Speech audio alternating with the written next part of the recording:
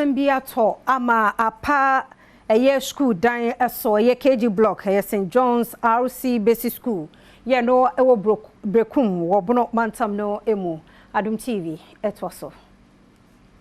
KG adesua dan miensa eno ewo Bereku St. John's RC Basic School no mo amaneba yensa kan se na no kwasiada insuo bi eto ye anade mframa enam apa school no eso ora Dominic Sam ene ye head teacher ewo school no emu abroni Adom Kasee edin komo no o kire mu se enam de asi ye nti no sese school mofra na nyina no obidan bia se na sese wo mu esua de wa abrom guso hwedom betumi aye e de afa school dan a eso apayi eho bonsemi ho nti no headmaster idi adesere etumpanyimfo eni ankronkro anim se wontumi embra womboa eye na anu kwasida nsuo na etoye na nyimre no na mframa wum kese pa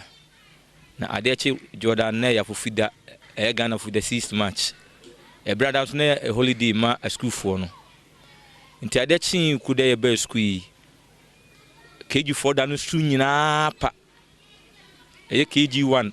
KG2 nursery omo office oda no su nyina pa ama sisi nkrabe juosia obi apata ase ana na ye de yakosere omo se omo ntena nti yesre amanfo se mama meboa ya nkra yenya baabi emfa mo ntena ko classroom se wadne asa enwachi PTA chairman Emma School no Apostle Philip Ochre enso kadeka ho se awofo ni achochofo ekoi ehwesom betumi aye bibia ne manemu ya ede afa school dan ye so apayi eho na so ma ahwe ya ebetumi agemmere wenti no school ni hia sa ban ankorankro nyumaku ene wona wonsemo bi betumi abrem na obehwe aye de ama wo mu Roma dia si dia kase PTA betumi aye bibia afa ho a ebeche asa che so na yankwala no so nya baabi a on betumi atena achi se ndua ya ase yetimi mfa dua ya ase so ma enkwala no tibe hia ankrankra moa a omodi be so ye mutitiru aban ne school for mpanifo a ba school yimako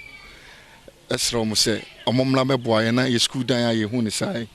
yankwala no ba bi omwo no isu framana inso ne to insu framana ne wom no na apagya dan no so amano ayesa no asa wo hwa ase akra na ye se ye bibi kakra sie school dan no awofo ne boy then so na okay.